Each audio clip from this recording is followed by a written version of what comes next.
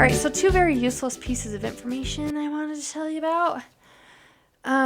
Take some time. Just, take some time this weekend and look up when original credit reports came about. Should be about the 1840s. Read about it. Interesting read for a short 30 seconds of your life. Very interesting. Okay, so for those of you that don't know, let's think back to like the mid 1950s. I can't remember the exact year. There was this gentleman named by the name of Bill Fair and Earl Isaac. They both decided to team up and create a company, Fair Isaac Company, and that is a nice abbreviation for the word FICO. Dumb tidbit of information, but now you know where that comes from. You'll hear Fair Isaac Company, Bill Fair, Earl Isaac. They're the ones that originally kind of started the credit report situation. I had somebody talk to me this week about the reason why we have credit reports was because the Federal Reserve got involved. I'm just still trying to find an article that ties that together. Didn't spend a lot of time looking for that, but by all means, if anybody's listening to this that can tie me the Federal Reserve to the Fair Isaac business, that'd be kind of cool. But anyways, read about that. Read about Bill Fair. He's an interesting gentleman, and so is Earl Isaac, and their theories and their thought processes as to why we needed to have credit reports. And most of you probably listening to this don't really give any type of crap, but I think it's kind of interesting to learn random things. I kind of wish I had gone back to high school just to listen in high school a little bit more about history. There's some good things that we can learn by history. Okay, so a couple things I want to talk about today. People who want to become financially free are going to dive in, and they are going to start listening to all sorts of people and their opinions about becoming financially free. And I think there's little tidbits of information that can come out of each one of those experts, gurus per se, and their opinion on how to get financial freedom. You've got people who will say, oh, financial freedom is investing in the stock market. Financial freedom is investing in real estate. The only way to make money is for flipping properties or getting a doctorate degree or a lawyer degree or, a law degree. I think some of it comes down to how smart you are with making your payments, how smart you are with saving money, and then investing correctly. You got to diversify. You've got to be smart there. And I'm really excited because I have a lot of friends that are in multiple industries that I'm going to be able to pull in, and they're going to be able to talk to us about their opinion on investing. And my advice to you is going to be take what you want out of those meetings and do what's best for you. I personally feel like a lot of income can be gained by being in the real estate industry.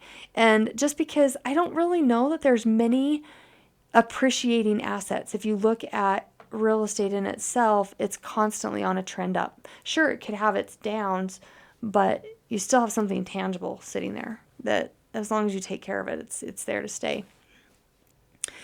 So I'm going to pick on one particular guru for a minute. I'm not going to name any names because I have no intention of getting sued, but I have studied his practices just a little bit. I don't study a lot because I agree with about 10% of what he teaches. The one piece that multiple investment people will say to you, and financial advisors, any type of person that has succeeded, there's a nest egg. They have a nest egg stuffed away. And in my opinion, I'm going to tell you because I feel like that we're at the basic level. I'm hoping that I've targeted, 18-year-olds here, but you've got to have enough money sitting in some sort of a savings account or even a jar under your bed. I don't care, to be able to pay for a root canal. Those are about $1,000, maybe even more now. I don't know. And put a new set of tires on. That's super critical right now.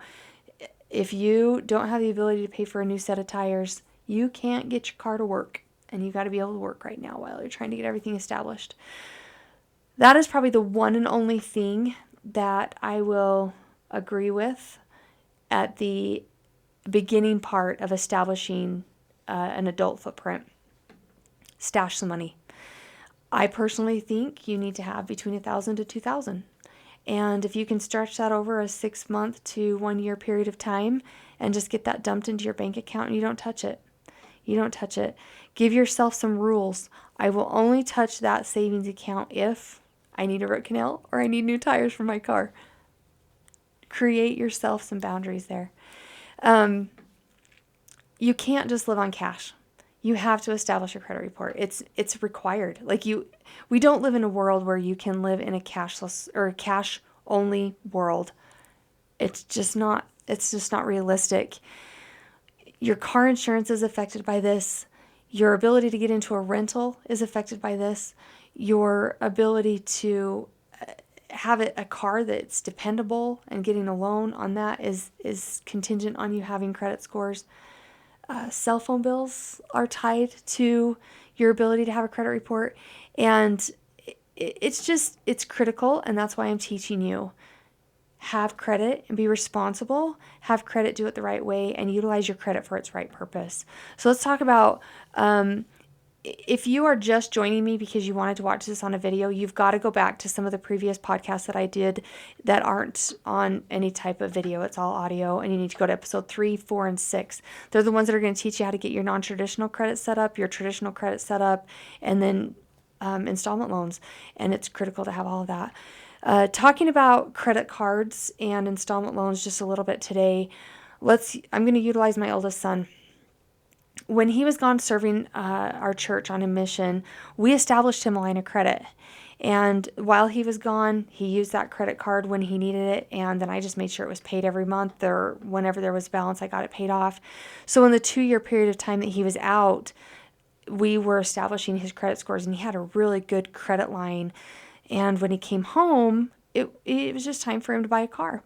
And I'm gonna go with him to the bank, and we're gonna figure this out. What I found interesting is he was denied credit.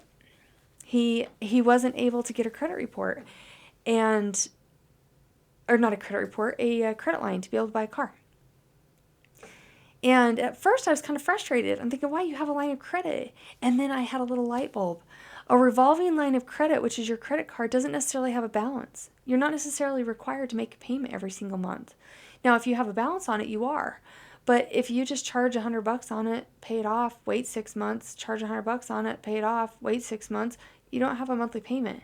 And now I'm asking this creditor to give him a loan that requires him to faithfully make a monthly payment on, say, the 5th day of every month. And I could see them thinking, nah, revolving lines of credit are fine, but that's not going to show that you know how to make a monthly payment faithfully every single month. Rent payments are not really documented anywhere on a credit scene, so they're kind of garbage when it comes to buying a car. So what happens at that point? You got to get somebody to co-sign with you, somebody who has a credit score. Luckily for him, me as mom, I was willing to do that for him.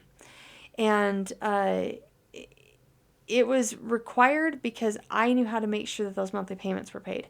I didn't have a problem doing it because I was in a financial position that if he couldn't make that payment, I could, to protect that credit score, my own credit score, because I'm co-signing with him.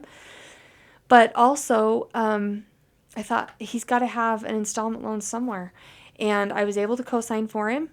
And we were able to make sure that was paid every single month, and it wasn't a problem. He had knowledge to be able to make that payment on time and be responsible. And I was proud that the bank said, whoa, just a second, you're not ready for credit because I'm not sure you really know how to make a payment. I was proud that he said, hey, Mom, can you help me? And then I was also proud when he got that thing paid off after a year and could now be able to be on his own foot forward with credit. Okay, so he has a revolving line of credit. He has an installment loan. He's been able to show credit worthiness to be able to do that. His next step is to buy a house. Now he's working towards that.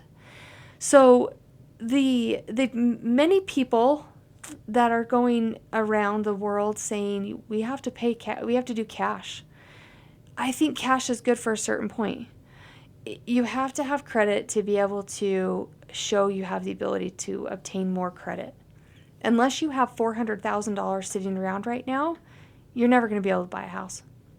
You have to be able to have a credit report of some sort to be able to show you are credit worthy to be able to buy a house. And now there are ways to be able to buy a house without having credit scores, but let's just get your credit scores. Um, I don't think that having just revolving lines of credit is appropriate. I don't think having just installment loans are appropriate. I think having a mortgage, an installment loan, and a revolving line of credit is really the best thing for you to have on your credit report. I have my own feeling about student loans. I think student loans have their place. We've talked about this on previous episodes. Be cautious with those student loans, okay? And I'm telling you that, like, I hope you can see me digging into your soul. Be cautious with those student loans. They can get you in a lot of trouble really fast because all they do is say, yeah, you're in school, here's 10 grand. Hey, you're in school, here's 5 grand. And unless you've set yourself up on a budget, you can get yourself in a lot of trouble. So for all of you that are listening to a few gurus that are saying, I have to have 20% down payment in my bank account to be able to buy a house. No. For those of you that are listening to a certain gentleman that's saying you have to have 50% down before you can buy a car. No. Maybe in certain situations. Maybe you're buying an older car that the bank says you have to have more than you have to have a big down payment to be able to get that car just because the worth of the car isn't there and it's a depreciating asset. I want you guys to understand the importance of credit and being smart with it. Let's talk just a little bit about credit cards. My ask for you is credit cards can get people in a lot of trouble. This is posted to YouTube. If you know of anybody who has got themselves in credit card trouble, I would love to know your interpretation of that. I've come into contact with a handful of people over the years that they have had credit trouble because they just swipe the card, right? I have this credit limit and I just swipe it, and it never gets declined. It always works. Everything's there. And it's only $25 a month. It's only $25 a month. And pretty soon, it's only $50 a month because the balance is higher. Pretty soon they owe 10 grand on that credit card. Pretty soon they're paying $100 a month and 99 of that is going to interest and $1 is going to principal. That's a pretty crappy way. And then, well, all right, well, it's only a $100 payment, but now I've maxed out that card. I guess I'll get a new one. Don't do that. Don't do that. We're going to jump to a couple new topics outside of the credit side of things over the next couple of weeks. I hope that as you've tuned in for the first and second time on video, that you'll go back and you'll listen to the podcasts that I've got that go through how to establish a proper credit line. Non-traditional credit, which is I'm paying my rent payment, I'm paying my home insurance, or my car insurance, I'm paying my own cell phone bill. Traditional credit, which is my revolving line of credit, my secured line of credit. I've actually got a car loan or a motorbike loan. Being smart with your student loans, putting money into savings, setting up a budget. All of those things have been talked about, and I task you with going back and listening to them. They're not on video, but I task you with going back and listening to them. It's going to properly teach you how to get yourself lined up on the proper credit path, and it's critical to be on the proper credit path. Save for a rainy day. Definitely stay out of debt. Spend the money on your credit card that you already have in your bank account to pay it off, and let's be smart. Now, I'm going to leave you with a couple bits of advice. Go back through my list of podcasts with what they're described as. Make sure you are on point with what you need to do to get yourself on the right path credit-wise. If you're not uppity up on that, by all means, shoot me a text, adultingandafraid@gmail.com, or email. adultingandafraid@gmail.com is my email. I watch it. I've responded to quite a few emails, questions, random things that people just, hey, what do you think about this? And I would love to answer your questions. It's just me. You're just talking to me. I'm not that cool yet. But I task you with going back and listening to some of those episodes if you do not feel like you're 100% spot on with what you want to do on credit. We're going to jump into the world of buying a house, Well, we have. I guess we've already kind of talked about that. But I'm going to bring in some speakers, some guests with me now. We're going to start talking about the tax benefits of having a home, the need to invest in your 401k, the need to look at stocks and bonds, and I just need you guys on the right path when it comes to credit so that we can start opening the doors to other things. You've established credit. You know how to make your payments on time. You're looking towards home ownership when it's right for you. You've got a car that's decent, that's getting you around. You've got a little bit of a job here. You're doing your thing. You're working on your school so that you can get a career. All those paths are lined up. You're lined up good. Now let's get you down the path of being able to invest some money. Let's get you down the path of being able to buy a home. Let's get you down the path of being able to have your will set up just in case something happens to you. Let's get you down the path of having life insurance just in case something happens to you. There's some paths that you need to go on as an adult that we need to just get you educated and get you on the right path. Keep you on the same path that you need to be on to be successful.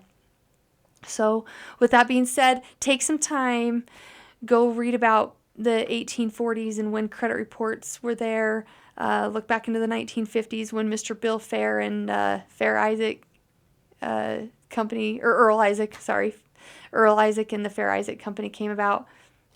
Take 10 minutes, read about it, file it in your useless information, stash some money, get yourself a little bit of a nest egg, and let's be prepared to be adults and not be afraid.